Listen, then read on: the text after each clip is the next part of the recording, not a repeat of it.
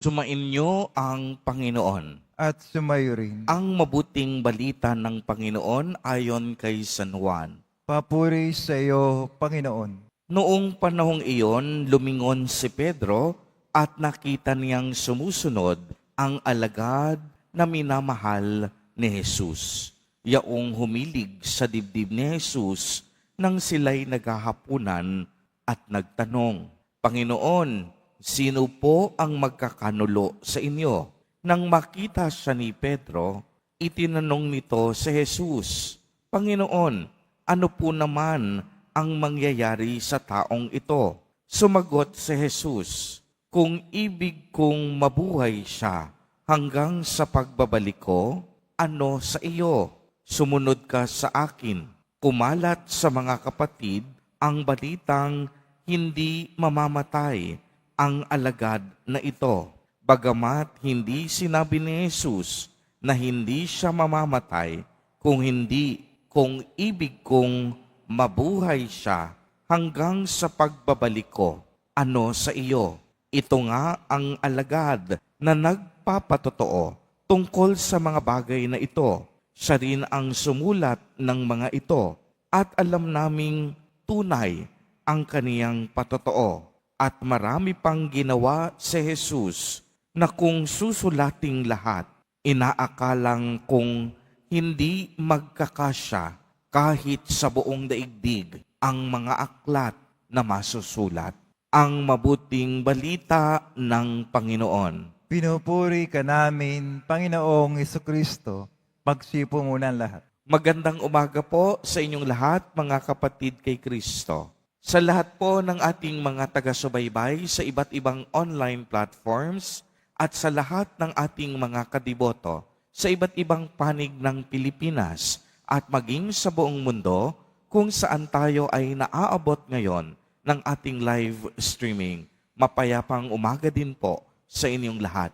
Purihin at dakilain natin ang ating Panginoon, ang mahal na poong Jesus Nazareno. Mga kapatid kay Kristo at mga kadiboto, malugod po namin kayong tinatanggap sa Basilica Minor at Pambansang Dambana ni Jesus Nazareno. Papalapit na po tayo sa pagtatapos ng panahon ng Pasko ng muling pagkabuhay.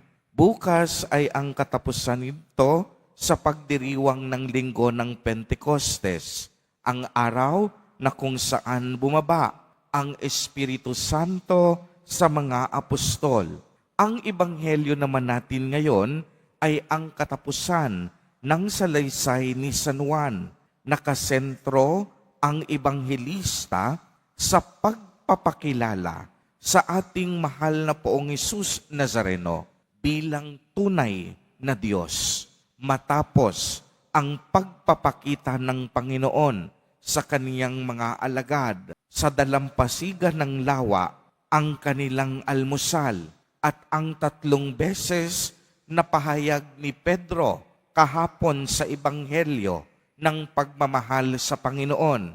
Ngayon naman ay tinanong ni Juan sa Jesus kung sino ang magkakanulo sa kaniya. Subalit kung mapapansin po ninyo, hindi ito tahasang sinagot ng Panginoon. Ang wika niya, kung ibig kong mabuhay siya hanggang sa pagbabalik ko, ano sa iyo? Pagkatapos sagutin ni Pedro ng isang tanong, ay nagwika ang Panginoon, sumunod ka sa akin. Mga kapatid kay Kristo at mga kadiboto, kagaya ng mga apostol, minsan marami tayong katanungan at hindi natin tila maunawaan ang ilang mga bagay. Kung dumating tayo sa puntong iyon, huwag tayong susuko. Sumunod lang tayo sa kalooban ng Diyos. Minsan, marami tayong tanong at pag-aalinlangan. Bagamat hindi pa natin nasasumpangan ang kasagutan, kumapit tayo sa Panginoon. Alam po ninyo, mahirap ang pagsunod sa Diyos dahil kailangan ang bawat tagasunod ng Diyos marunong magsakripisyo at mag-alay ng sarili. Ngunit minsan, nag-aalinlangan man tayo, nagtatanong man tayo, posible pa rin ang tunay na pagsunod sa Diyos. Dahil ang pagsunod natin ay nangangahulugang pagtitiwala na hindi tayo pababayaan ng Diyos. Ito ay isang pagtitiwala na ang Diyos laging sumasa atin. Ang pagsunod kay Jesus Nazareno ay nangangahulugang ding pagpili sa tama, pagpili sa mabuti, at pagpili sa karapat-dapat.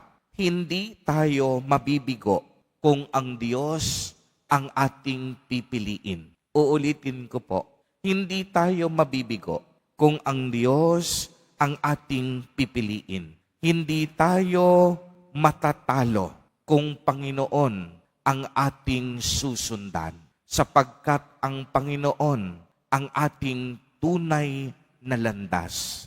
Siya ang ating liwanag, siya ang buhay, at siya ang katotohanan. Kapag sinunod natin si Jesus Nazareno, tiyak yon, maraming pagpapala ang naghihintay sa atin.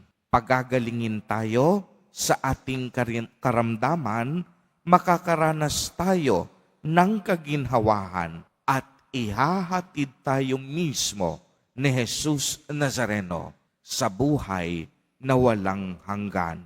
Mga kapatid kay Kristo, ang paanyaya sa atin ni Jesus Nazareno, sumunod tayo sa kaniyang kalooban.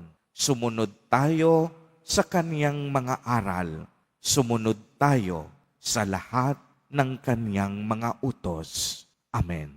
Purihin at dakilain natin ang ating Panginoon, ang mahal na poong Jesus Nazareno.